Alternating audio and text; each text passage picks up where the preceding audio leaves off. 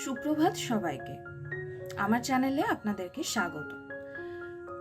আর কটা দিন পরেই আসতে চলেছে উল্টো রথ। আজকে সেই উল্টো রথ সংক্রান্তই ভিডিও আপনাদের সাথে শেয়ার করব। কিন্তু আজকে একটা মজা আছে। আজকে পুজো তো আমি শেয়ার করব, কিন্তু কোনো রকম কোনো মন্ত্র নিয়ম কিচ্ছু শেয়ার করব না আপনাদের সাথে। তার বদলে আজকে আমি জগন্নাথ দেবেরই একটি লীলা কথা শেয়ার করব আপনাদের সাথে। জগন্নাথ দেবের তো প্রচুর লীলা আছে, তার মধ্যেই একটি লীলা আপনাদের সাথে আজকে শেয়ার করব।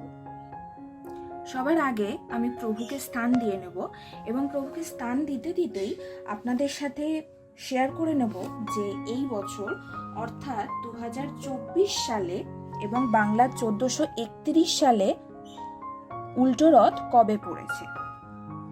এই বছর অর্থাৎ ইংরেজির 2024 সাল এবং বাংলার 1431 সালে উল্টো রথ পড়েছে 31শে আষাঢ় অর্থাৎ 16ই জুলাই। আর পুজো সংক্রান্ত কোনো কথাই আপনাদের সাথে আজকে করব না। আজকে শুরু করছি জগন্নাথ দেবের লীলা কথা। রথযাত্রা নিয়ে ও জগন্নাথ দেবকে নিয়ে পুরাণে অনেক মিথ বা কল্পকাহিনী প্রচলিত আছে। আমরা জানি বছরান্তে এই দিন জগন্নাথ দেব তার ভাই বলরাম এবং বোন সুভদ্রাকে নিয়ে আসেন মাসির বাড়িতে। 7 দিন ধরে সেখানে থাকেন, নানা ধরনের ভোগ দিয়ে পুজো হয় এই 3 দেবতার। 7 দিন পরে উল্টো রথের দিন তারা আবার স্বস্থানে ফেরেন। জগন্নাথ দেবের ভক্তরা বলেন, দেব যেমন দয়াল তেমনি অল্পেই সন্তুষ্ট, কিন্তু তিনি অহংকার সহ্য করতে পারেন না। কোনো ভক্ত তার কাছে সম্পদের অহংকার দেখালে ভক্তের সেই অপরাধে শাস্তি দেন নিজে হাতে। এই প্রসঙ্গে এক পুরাণ কাহিনী আছে, সেই কাহিনীটি আজকে শেয়ার করব।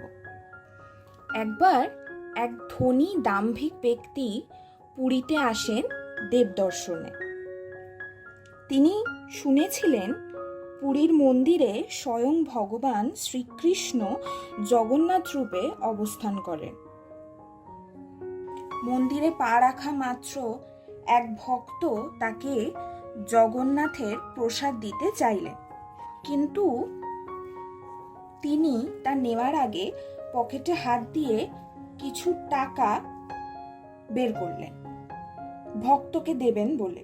ভক্তটি কিছুতেই টাকা নেবেন না, জানালেন এই প্রসাদ তিনি এমনিই দিচ্ছেন, তার টাকার কোনো প্রয়োজন নেই। এদিকে ধনী ব্যক্তিও নাছোড়, আত্ম অহংকারে অন্ধ হয়ে সগর্বে ঘোষণা করলেন তিনি টাকা ছাড়া কোনো কিছু গ্রহণ করেন না। গোটা ঘটনার সাক্ষী ছিলেন মন্দিরের এক পান্ডা। তিনি নিয়ে এলেন ব্যক্তিটিকে যেখানে জগন্নাথ দেবের প্রসাদের অর্ডার নেওয়া হয়। সেই ব্যক্তিটি সেখানেও নিজের ধনসম্পদের কথা প্রচার করলেন এবং জানালেন তিনি চান তার এই ধনসম্পদের কথা সবাই জানুক। সেই অনুসারে যিনি প্রসাদের অর্ডার নেন তাকে বললেন ভগবানকে প্রতিদিন যে 56টি ভোগ দেওয়া হয় তিনি সেই ভোগের যে কোনো একটি দিতে চান। তিনি সেই ভোগের দাম বলে দিলেন যেন 1,00,000 টাকা হয়। এই কথা শুনে মাথায় হাত সবার। এত দামের ভোগ তারা কি দেবেন? সমস্যা মেটাতে তখন সেই পান্ডা জগন্নাথ মন্দিরের প্রধান পূজারীর কাছে গেলেন। সব শুনে প্রধান পূজারী সবাইকে বললেন এর সমাধান স্বয়ং ভগবান করবেন, তবে আজ নয় কাল। কারণ জগন্নাথ মন্দিরের নিয়মানুযায়ী প্রধান পূজারী উপোস করে ধ্যানে বসলে দেবতা তার সমাধানের রাস্তা দেখিয়ে দেন। অনেকেই জানেন পুরীতে প্রতিদিন 56টি ভোগের সঙ্গে 3টি পানের খিলি দেওয়া হয়, একটি জগন্নাথ, একটি বলরাম ও একটি সুভদ্রার জন্য। প্রধান পূজারী দেবতার ধ্যানে বসলে তাকে স্বয়ং জগন্নাথ দেব বলেন ওই ব্যক্তি যেন রোজ 1 খিলি পান দেন জগন্নাথ দেবকে, কিন্তু পানে চুন, খয়ের ও সুপুরের বদলে মুক্তোর মিহি দানা দিতে হবে। বৈকুণ্ঠ বা স্বর্গে নাকি দেবতাদের এইভাবেই পান দেওয়ার রেওয়াজ, আর সেই মিহি মুক্তোদানা পাওয়া যায় গজ বা হাতির মাথা থেকে। কিন্তু পৃথিবীতে এমন হাতি কই? সব শুনে সেই দাম্ভিক ব্যক্তির মাথায় হাত। বুঝলেন, লক্ষ টাকা থাকলেও ভগবান জগন্নাথকে 1 খিলি পান দেওয়ার সামর্থ্য তার নেই। সেই দিনই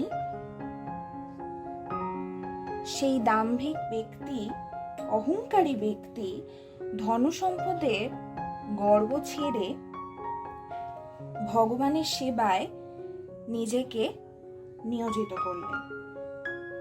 পরে তিনি জগন্নাথের একনিষ্ঠ ভক্ত হিসেবে পরিচিত হন। জানেন কি তার নাম? তিনি হায়দ্রাবাদবাসী যশবন্ত মেহতা। আজও মেহতা পরিবার ভগবান জগন্নাথের সেবায় উৎসর্গীকৃত। এই ছিল জগন্নাথ দেবের একটি ছোট্ট লীলা কথা। কেমন লাগলো প্রভুর এই লীলা আমাকে জানাবেন, এবং আজকের এই ভিডিওটিও আপনাদের কেমন লাগলো সেটিও আমাকে জানাবেন। আসন্ন উল্টো রথের শুভেচ্ছা জানাই সকলকে। আজকের ভিডিওটি এইটুকুই। আপনাদের কেমন লাগলো জানাবেন, আর যদি ভালো লেগে থাকে তাহলে ভিডিওটি শেয়ার করে দেবেন, একটি লাইক করবেন, আর অবশ্যই সাবস্ক্রাইব করে দেবেন। টাটা। জয় জগন্নাথ, জয় জগন্নাথ, জয় জগন্নাথ।